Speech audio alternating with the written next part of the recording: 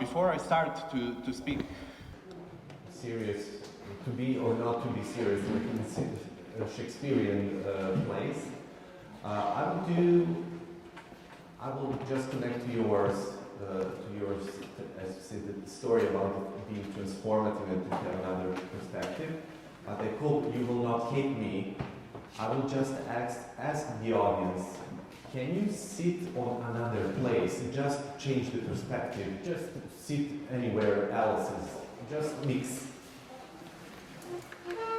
Because you see the faces like, oh, we are talking too much maybe, or you are becoming a little bit boring. So I like to be a little bit more practical about transforming and to have an action.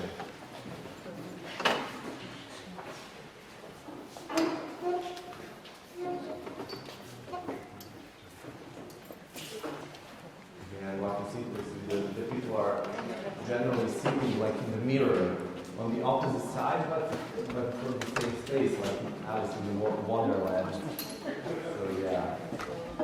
Thank you very much. As I already introduced myself, I'm Alexander and I'm from Serbia. What I forgot to tell about myself, I'm also a part of Serbian Games Association pool of mentors. I'm also mentoring a lot of professional people who are working in video game industries and board game industries. So yeah, that is also the part of my occupations. I hope that the perspective a little bit changed.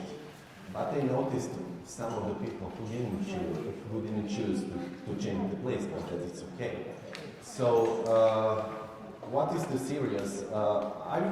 Recently I returned from also the big event from Sardinia in Cagliari, which was also the Erasmus Plus project, and I met a lot of my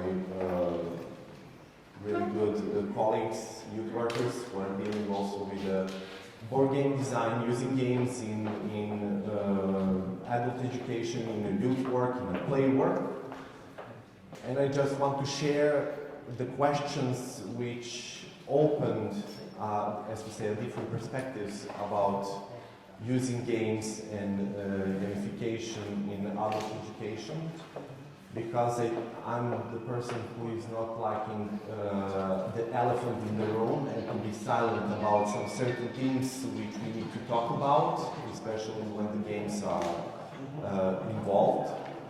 The first thing is there is a huge discussion if we are entitled to call games or play serious, because when we are marking with something, if it's serious, there is also something which is unserious. But I think for the games themselves, if you are childish, if you're having fun, that doesn't mean you are in a lower powerful position, but you are experimenting and you are fantasizing and you are exploring different perspectives about the reality you want to change, or the realities you are living in. The second thing is it's the role of inclusion and inclusive game design. If the games we are making for the groups of adults or young people really inclusive, not just in terms of games, or also in the terms of facilitation. The position of women and the feminism, the role of feminism in a board game design industry and also in the video game industry, because we know the cases, for example, with the Blizzard,